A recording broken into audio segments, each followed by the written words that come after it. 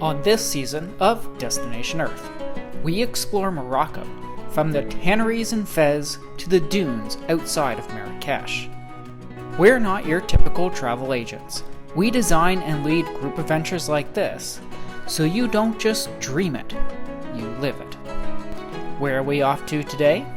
Let's find out. Alright, and good morning everyone. It's really nice to have you back and join us for another video. So today is our first day here in Marrakesh. Someone's going to say Casablanca, but we're not quite there yet. So if you haven't joined us in any videos, so far we've been to Fez and we've been to Rabat. And now we have a couple days here in Marrakesh. Today's our first full day that we're going to be exploring, taking you around town, showing you some of the main things to see. And then actually tomorrow we're heading on a 3-day, 2-night tour. We're going into the Sahara Desert, taking a camel tour. So really excited to show you that. But for now we're going to take you around town. Now you're going to notice that there's a lot of things going on. That's because about two weeks ago, maybe 3 weeks ago at this point. Almost a month. Almost a month? Yeah. Okay.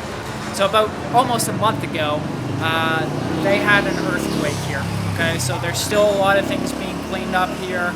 There are a few attractions that we're going to be going to that are now closed because of it. So keep that in mind as you're looking through. If you happen to see damage, it's definitely going to be more than you would typically see as you visit the city. Instead of showcasing a bunch of different locations in this video, we'll primarily focus on just a couple. We'll make a stop at one of the main market squares in Marrakesh, a UNESCO World Heritage Site. But the majority of the video will be on the Madrasa Ben Youssef, a historic Islamic school. Before we dive into the history of that place, let's get you acquainted with Marrakesh as a whole. Founded in the year 1070, Marrakesh quickly became an important city in the country. Affectionately referred to as the Red City because of the red sandstone used in its buildings and walls, the city gives off a unique and vibrant appearance, especially during sunset when the whole city glows in warm hues. So here is, I don't know how to pronounce Funa market. So daytime also has a market, but nighttime is more like outside, like street food you can enjoy, and there's so many juice bars. I don't know why, but is there more like performance and free music? It's really many people are here last night, so if you come to Marrakesh, have to check it out. The streets of Marrakesh are much like those in Fez. Confusing. The narrow streets and passageways in the old Medina require patience and planning. Be sure to give yourself additional time to find your way to any attraction you want to see. Finally, finding ourselves at the Madrasa Ben Youssef, we went inside to begin our tour. Named after the Almoravid Sultan Ali ibn Yusef, Madrasa Ben Youssef was one of the largest and most important madrasas in North Africa. And what exactly is a madrasa, you ask? So a madrasa is an educational institution in the Islamic world. So the term originates from the Arabic word madrasa, which means school or place of study. Traditionally, madrasas are institutions for the study of Islamic theory, jurisprudence, and other religious sciences.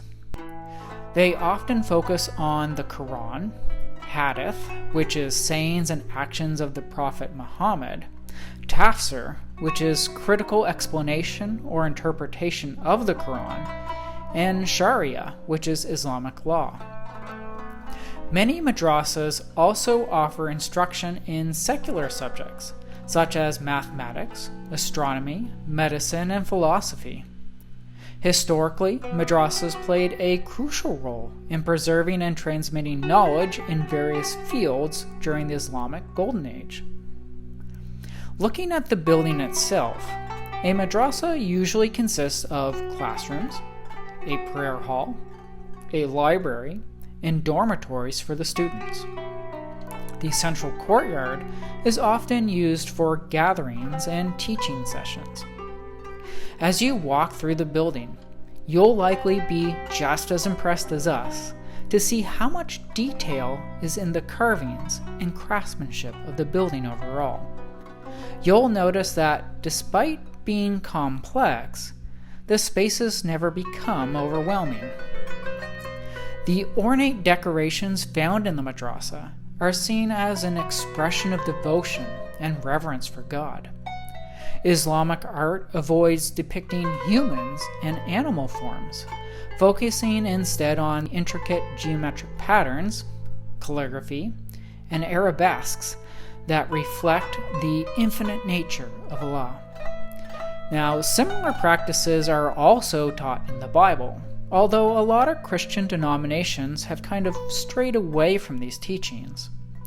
Oftentimes, primarily in Catholic churches, you'll see images of saints and statues of Mary or Jesus, and find people praying in front of, or actually to the statues themselves. Those who pray in this way need to be wary about actually using them as objects of worship, rather than God themselves. Walking through the spaces, I ask myself, are madrasas still a thing? Do people still come to these schools to be taught, or are they simply a relic from the past? The answer is yes, they are still very much a thing. Countries like Pakistan, India, and Bangladesh have a large number of madrasas that cater to the educational needs of the Muslim communities. These institutions range from small, local schools to large, well-established centers of learning.